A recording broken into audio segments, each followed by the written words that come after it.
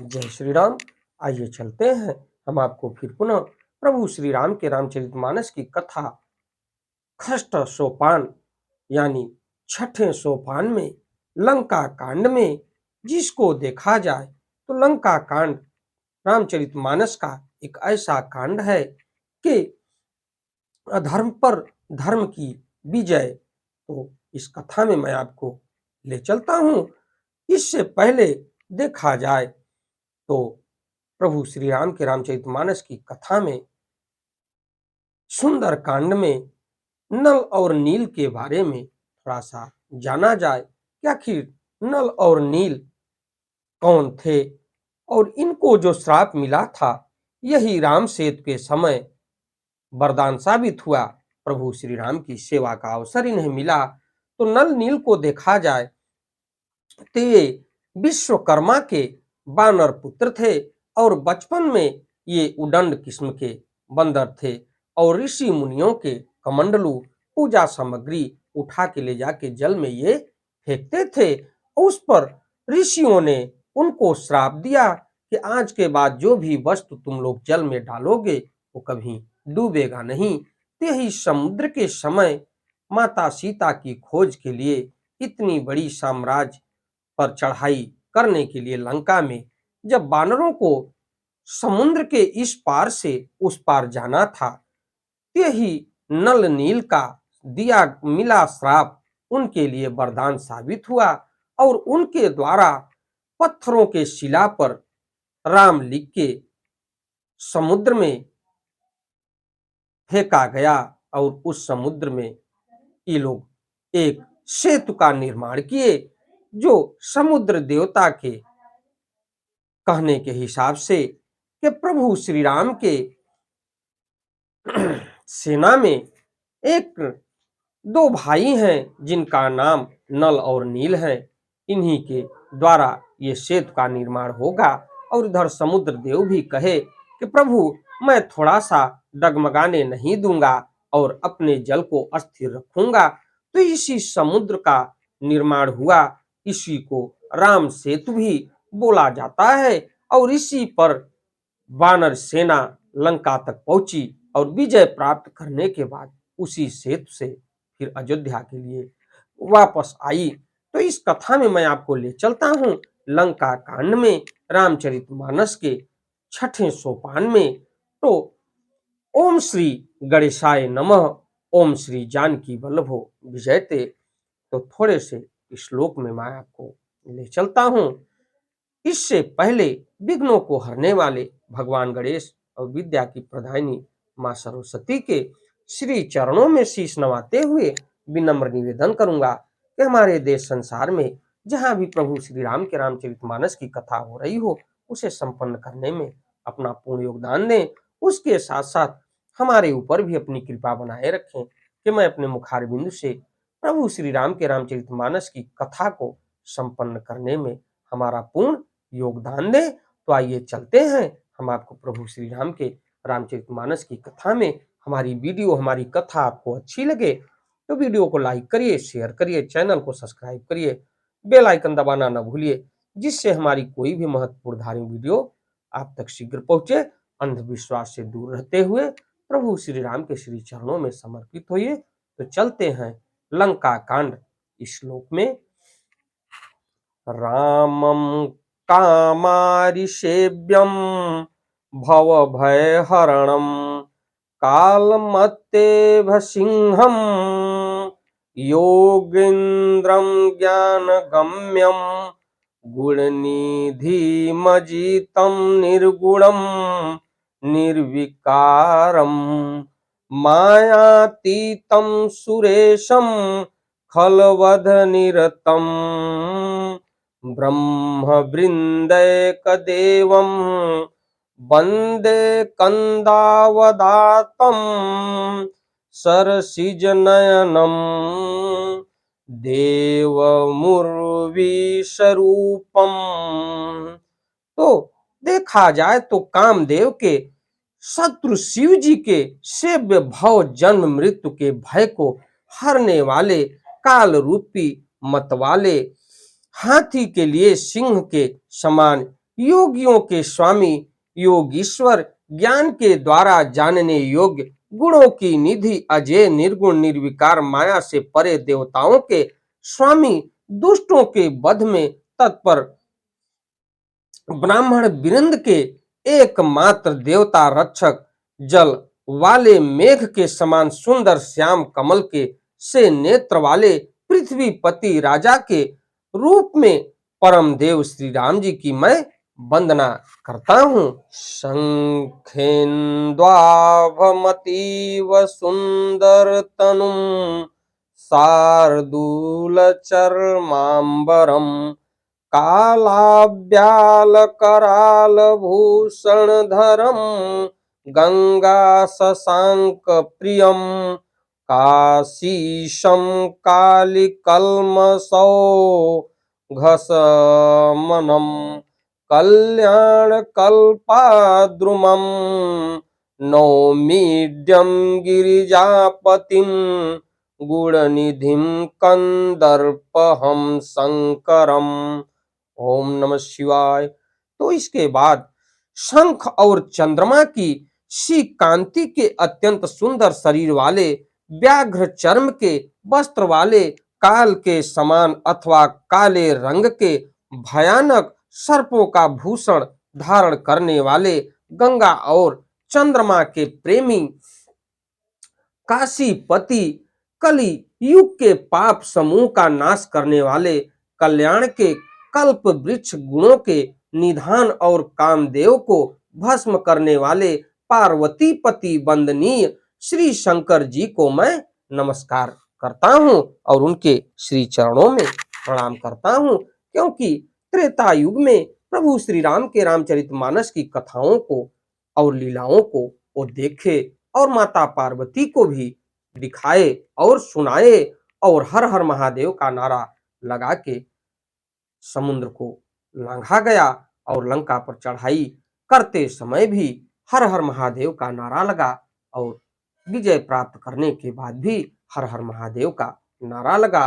यो ददाति सताम शंभु कैवल्यमपि दुर्लभम खलानाम दंड कृद्योष्यो शंकर संतनोतु मे।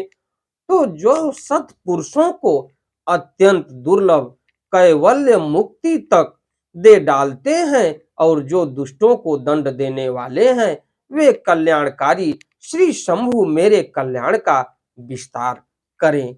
ये प्रभु श्री राम उनकी आराधना कर रहे हैं भोलेनाथ की कि हमारा अब आगे का मार्ग दर्शन करें और कल्याण करें और इस कल्याण को और विस्तार बनाएं। तो ये स्वयं भोलेनाथ के लिए प्रभु श्री राम कह रहे हैं। तो आगे की कथा में मैं आपको ले चलता हूं, क्योंकि देखा जाए तो उसी समय प्रभु श्री राम ने सागर के तीर पर रामेश्वरम की भी स्थापना की और रामेश्वरम की स्थापना करने के पश्चात सेतु का निर्माण किया गया। तो आगे की कथा में मैं आपको ले चलता हूं। लव निमेष परमाणु जुग बरस कल्प सर्पचंड भजसी न मन ते ही राम को कालु जासु को दंड। तो लव निमेष परमाणु वर्ष युग और कल्प जिनके प्रचंड बाण हैं और काल जिनका धनुष है, हे मन तू उन श्री राम जी को क्यों नहीं भजता। सिंधु वचन सुनि राम सचिव बोली प्रभु अस कहेउ अब विलंब के ही काम करहु सेत उतरे कटकु। तो समुद्र के वचन सुनकर प्रभु श्री राम जी ने मंत्रियों को बुलाकर ऐसा कहा, अब विलंब किस लिए हो रहा है, सेतु पुल तैयार करो जिसमें सेना उतरे। तो सुनहु भानुकुल केतु जामवंत कर जोरी कर कह नाथ नाम तब सेतु नर चढ़ी भव सागर तरही। तो जामवंत ने कहा हाथ जोड़कर, हे सूर्य कुल के ध्वजा स्वरूप कीर्ति को बढ़ाने वाले श्री राम जी सुनिए, हे नाथ सबसे बड़ा सेतु तो आपका नाम ही है, जिस पर चढ़कर जिसका आश्रय लेकर मनुष्य संसार रूपी समुद्र को पार कर जाता है। तो देखिए कितनी बड़ी बात ऋक्षराज जामवंत ने कह दिया प्रभु श्री राम से कि प्रभु सबसे बड़ा सेत तो आपका नाम ही है, जिसका नाम लेने से ही आदमी अपने करोड़ों पापों को धोकर आपके शरण में चला जाता है। इससे बड़ा तो प्रभु कोई सेतु ही नहीं है। तो उसके बाद यह लघु जलधि तरह कतिबारा अस सुनि पुनि कह पवन कुमारा प्रभु प्रताप बड़ वानल भारी सो से प्रथम पयो निधि बारी। फिर यह छोटा सा समुद्र पार करने में कितनी देर लगेगी। ऐसा सुनकर फिर पवन कुमार श्री प्रभु श्री राम से महावीर बजरंगबली कह रहे हैं कि प्रभु का प्रताप भारी बड़ वान लन समुद्र की आंख के समान है। इसने पहले समुद्र के जल को सोख लिया था।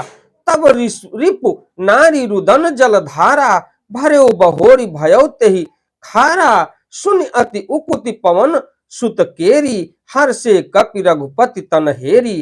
परंतु आपके शत्रुओं की स्त्रियों के आंसुओं की धाराओं से यह फिर भर गया और उसी से खारा भी हो गया। हनुमान जी की यह अत्युक्ति और अलंकार पूर्ण युक्ति सुनकर बानर श्री रघुनाथ जी की ओर देखकर हर्षित हो गए। तो जामवंत बोले दो भाई नल नीलहि सब कथा सुनाई। राम प्रताप सुमिरि मन माही करहु सेतु प्रयास कछु नाही। तो जामवंत ने कहा नल नील दोनों भाइयों को बुलाकर उन्हें सारी कथा कह सुनाई और कहा मन में श्री राम जी के प्रताप को स्मरण करके से तैयार करो। राम प्रताप से कुछ भी परिश्रम नहीं होगा। तो बोल लिए कपि निकर बहोरी सकल सुनहु बिनती कछु मोरी। राम चरण पंकज उर धरहु कौतुक एक भालु कपि करहु। तो फिर बानरों के समूह को बुला लिया और कहा आप सब लोग मेरी कुछ विनती सुनिए। अपने हृदय में श्री राम जी के चरण कमलों को धारण कर लीजिए और सब भालू और बानर एक खेल कीजिए। धावहु मरकट बिकट बरूथा आनहु बिटप गिरिन के जूथा। सुन कपि भालू चले करी हुहा जय रघुवीर प्रताप समूहा। बिकट बानरों के समूह आप दौड़ जाइए और वृक्षों तथा पर्वतों के समूहों को उखाड़ लाइए। यह सुनकर बानर और भालू हुंकार करके और श्री रघुनाथ जी के प्रताप समूह की अथवा प्रताप के पुंज श्री राम जी की जय पुकारते हुए चले। अति उतंग गिरि पादप लीलहि लेहि उठाई आनि देहि नल नीलहि रचहिते सेतु बनाई। तो बहुत ऊंचे ऊंचे पर्वतों और वृक्षों को खेल की तरह ही उखाड़ कर उठा लेते हैं और ला लाकर नल नील को देते हैं। वे अच्छी तरह गढ़कर सुंदर सेतु बनाते हैं।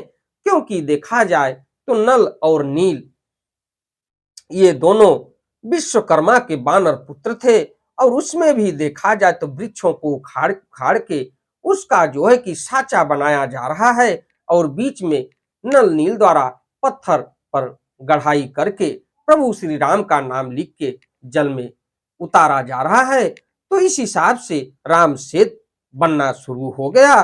तो शैल विशाल आनि कपि देहि कंदुक इव नल नील तिलेहि। देख सेतु अति सुंदर रचना बिहस कृपा निधि बोले बचना। तो प्रभु श्री राम इस सेतु निर्माण को देख के कह रहे हैं कि बानर बड़े बड़े पहाड़ ला ला कर देते हैं और नल नील उन्हें गेंद की तरह ले जाते हैं और सेतु की अत्यंत सुंदर रचना देखकर कृपा सिंधु श्री राम जी हंसकर वचन बोले परम रम्य उत्तम यह धरनी महिमा अमित जाई नहीं बरनी। करिहं यहाँ शंभु था पना मोरे हृदय परम कल्पना। तो यह यहाँ की भूमि परम रमणीय और उत्तम है। इसकी असीम महिमा वर्णन नहीं की जा सकती। मैं यहाँ शिव जी की स्थापना करूंगा। मेरे हृदय में यह महान संकल्प है। सुन कपीस बहुदूत पठाए मुनिवर सकल बोली ले आए। लिंग थापि विधिवत करी पूजा शिव समान प्रिय मोहन दूजा। तो देखा जाए तो मैंने आपको बताया था कि प्रभु श्री राम ने भोलेनाथ का स्मरण करते हुए उनके मन में ये विचार आ रहा है कि हाँ, शिवलिंग की स्थापना करके यहाँ भव्य स्थान भोलेनाथ का बनाया जाए। तो वही स्थान रामेश्वरम के नाम से जाना जाता है, जो प्रभु श्री राम ने ही उनका निर्माण किया था। तो श्री राम जी के वचन सुनकर वानर राज सुग्रीव ने बहुत से दूत भेजे, जो सब श्रेष्ठ मुनियों को बुलाकर ले आए और शिवलिंग की स्थापना करके विधि पूर्वक उसका पूजन किया। फिर भगवान बोले, शिव जी के समान मुझको दूसरा कोई प्रिय नहीं है। तो भोलेनाथ भी यही कहते हैं कि विष्णु से ज्यादा परमपिता ब्रह्मा भी प्रिय नहीं थे भोलेनाथ के लिए। उसी हिसाब से भगवान श्री राम भी, जो मर्यादा पुरुषोत्तम श्री राम थे और नर रूप में थे, लेकिन वो कह रहे हैं कि हमको भोलेनाथ से प्रिय कोई नहीं है। तो भोलेनाथ के श्री शिव महापुराण की कथा में ऐसा मिलता है कि अगर भोलेनाथ की खाली पूजा की जाए और किसी अन्य देवताओं की पूजा न की जाए तो सारे देवताओं का फल आपको मिलता है। हमारी वीडियो, हमारी कथा आपको अच्छी लगे तो वीडियो को लाइक करिए, शेयर करिए, चैनल को सब्सक्राइब करिए, बेल आइकन दबाना न भूलिए, जिससे हमारी कोई भी महत्वपूर्ण धार्मिक वीडियो आप तक शीघ्र पहुंचे। अगली कथा में मैं आपसे फिर मिलता हूं, अपने वाणी, अपने चैनल के माध्यम से। चलते चलते एक बार प्रेम से बोलिए, प्रभु श्री राम की जय हो, प्रभु श्री राम की जय हो, प्रभु श्री राम की जय हो। धन्यवाद।